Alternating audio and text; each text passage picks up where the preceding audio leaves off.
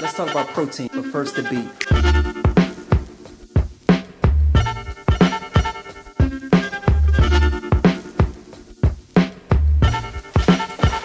What's up, family? Today we're going to talk about protein. Now this is it's not really a big issue for vegans and vegetarians, but I'm specifically talking about vegans right now. It's really not a big issue, but people who are against veganism or contemplating veganism or just are curious about it always seem to have questions. And the biggest question vegans get, the number one question we always get is, where do you get your protein from? That's the biggest question. And it's funny how that's the biggest question, because people, for the most part, even vegans, non-vegans, meat eaters, there's very few who are protein deficient, because the truth of the matter is protein is found in just about all whole foods, that is. And so if you're a vegan and you're eating whole foods, vegetables, legumes, beans and peas and seeds and whatnot, you're definitely meeting your protein quota, if you want to call it that. So that's really not an issue. The main thing, or the bigger thing, over 97% of people are deficient in fiber. Most people are deficient in fiber. So the question most people should be asking is not where do you get your protein from, is where do you get your fiber from, or how much fiber do you get. Most people are deficient in fiber, and fiber is what leads to so many chronic illnesses. A lack of can lead to chronic illnesses, can even lead to cancer, and just a whole plethora of other illnesses and problems. So if anything, we should be saying, where do you get your fiber, or do you get enough fiber? But that's another video. We'll talk about fiber.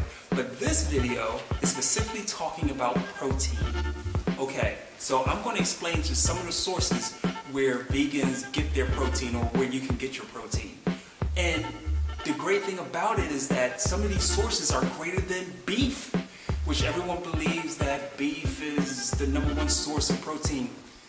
Not necessarily the case. Now, granted, you can get a lot of protein from beef, red meat, and even the chicken and some of the other flesh products or meat products. You can get protein from that. But along with the protein, you're also going to get cholesterol.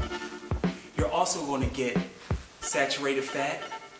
That it just goes hand in hand when you're eating meat products. You're going to get those things with it.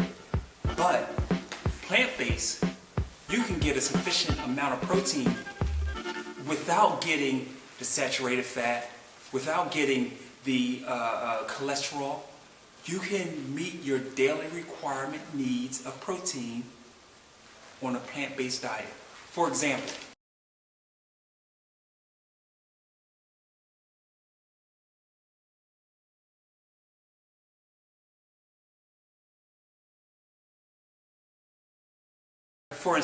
I love yellow split peas. And yellow split peas, just by itself, a quarter cup of yellow split peas is 10 grams of protein.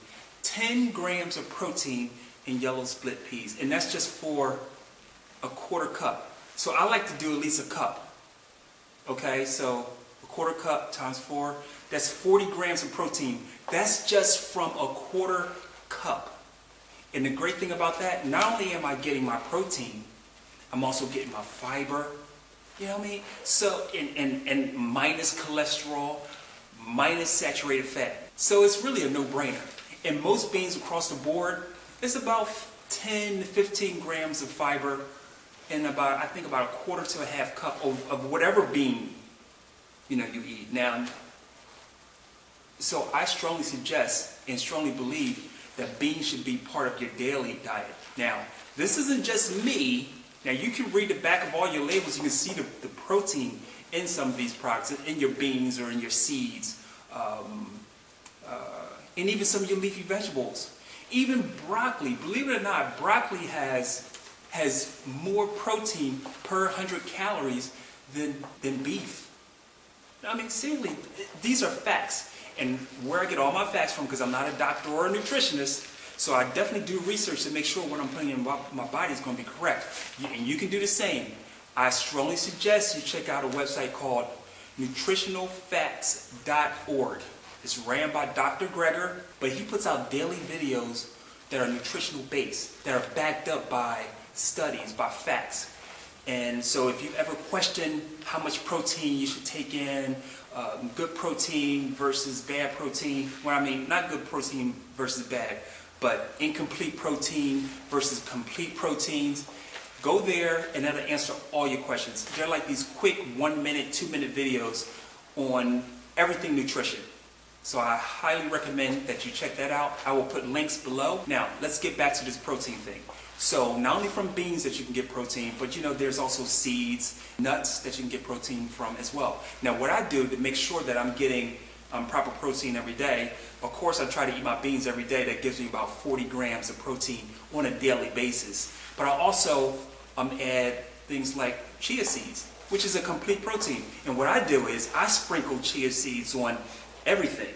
I grind them up along with flaxseed, so I'm getting my omega-3s, I'm getting my protein, complete protein with chia seeds, and just sprinkle it on everything. I put it in a salt shaker, and just like I would put pepper on stuff or put salt on something, I'm also putting in my omega-3s, I'm also putting in protein. So I'm getting probably way more than I need as far as protein, but I'm pretty active, working out constantly. So for those, you may need a little bit more protein. But the fact of the matter is, you can go vegan, you can like minus the cholesterol, minus the saturated fat, minus all that crap, and you can still get and meet your protein needs. Now, some people may say, oh, well, some of the vegetables or whatnot, they don't have it's not a complete protein, which is true. And you may think like I may need to combine vegetables and some starches to make sure I meet my protein requirements. You don't have to do that. The thing is, your body will do that for you. All you need to concentrate on is getting the stuff in your body.